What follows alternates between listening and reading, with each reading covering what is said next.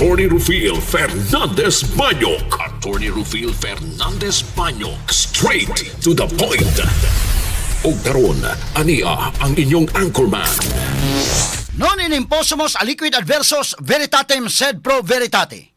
Wa kitay mahimo aron sa pagpakigbatok sa kamatuoran, kundili aron sa pagdapig sa kamatuoran. Straight to the point. Luzon, Visayas ug Mindanao, Pilipinas, ug sa katawhan kutob sa mabot sa tong Sibya sa tibuok kalibutan via internet. Maayong buntag ug kumusta live gikan sa Queen City of the South, Cebu City, Philippines. Welcome nining atong tulumanon ug inyong tulumanon. Straight to the point. Kini gyapon bos nga lagad sa kahanginan kasamang Rufil Fernandez Banyok. Maoy paday makiguban kaninyo nining laing adlaw sa atong pagpakigbisog. Adlaw karon mahigala nga Biyernes pitsa 20 na. Nining buwan karon mahigala sa Marso tuig 2026. Straight to the Sa point. gihapon hatag pagtagad ang mga issues nga may labot ang lungsod. Nagbagang mga expose, nagunang mga reports. Dinhi lamang gyapon mga higala sa atong pagbanuban nining atong tulumanon ug inyong tulumanon. Straight to the point. Nagunas to may iskutanan karong nga buntaga mga kaigsunan. Magpabilin nga regular holiday karong adlaw. Bisan kung ang pag-obserbar sa Idul Fitr alang sa kaigsunan nato nga mga Muslim, dili pa madayon karong adlaw kundi ugma na Marso 21. Straight to the point.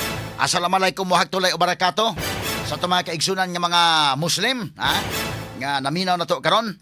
So gipahibaw mahigala sa ilang kadagkuan sa Bangsamoro Darul Ifta nga walay nakita nga crescent moon.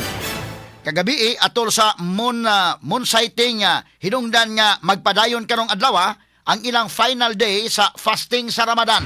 Straight to the point. Asa na sila ilang basihanan mahigala nga kaugalingon mahitungod sa buwan indekin. Nya kita kay nakadeklarar naman mahigalang holiday ron. Wa pa kay mahigala masayod aning inani. So padayon manghigalang holiday, no? Pero ugma pa gyud ko no kay sa ilang moon sighting wa pakita gabi ang crescent moon. Straight to the point. Atanig pagtagad sa maning crescent moon. Atanig pagtagad mahigala karong kabuntaga sab sa atong pamanuban ning atong tulumanon ug inyong tulumanon. Straight to the point. Samtang transport group nga Piston Cebu nangangkon nga nakaparalisar o gikan sa 80 ngadto sa 90% nga transportasyon sa pipila ka ruta kagahapon atol sa ilang transport strike. Straight to the point. Butang gipanghimakak usab sa Cebu City Transportation Office kon CCTO. Straight to the point. Katalig pagtagad na butaga mga kaigalan usab sa atong pagbanuban ning atong tulumanon ug inyong tulumanon. Straight to the point. Samtang mga logistic companies mao na roy sunod nga nangayo og 30% nga uminto sa bayranan sa tracking services tungod mga higala sa taas na kayo nga presyo sa mga produktong petrolyo. Straight to the point. Ngayo na karon mga kaigalaan. Unya sa pikas bahin aron matabangan sa mga sumasakay, makatabang sa mga sumasakay, gi-finalize na karon sa lokal nga kagamhanan sa lalawigan sa Subo ang pag-roll out og libreng sakay program.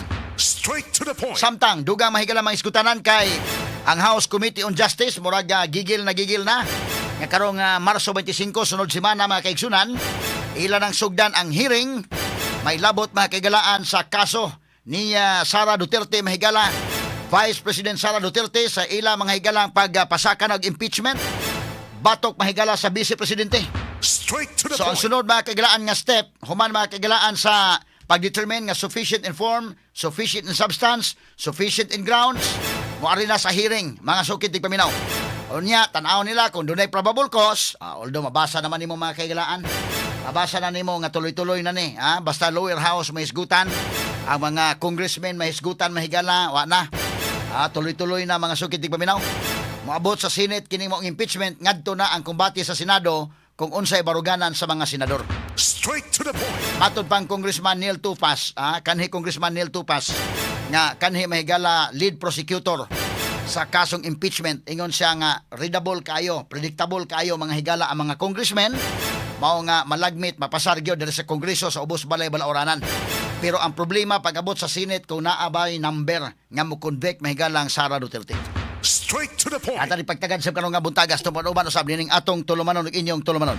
Straight to the Samtang point. sa abroad unom ka mga international powers apil na ang Britanya, France, Germany o giman ang Japan ni pasalig nga andam mo contribute alang sa luwas nga pag-agi sa Strait of Hormuz nga gibantayan karon sa Iran.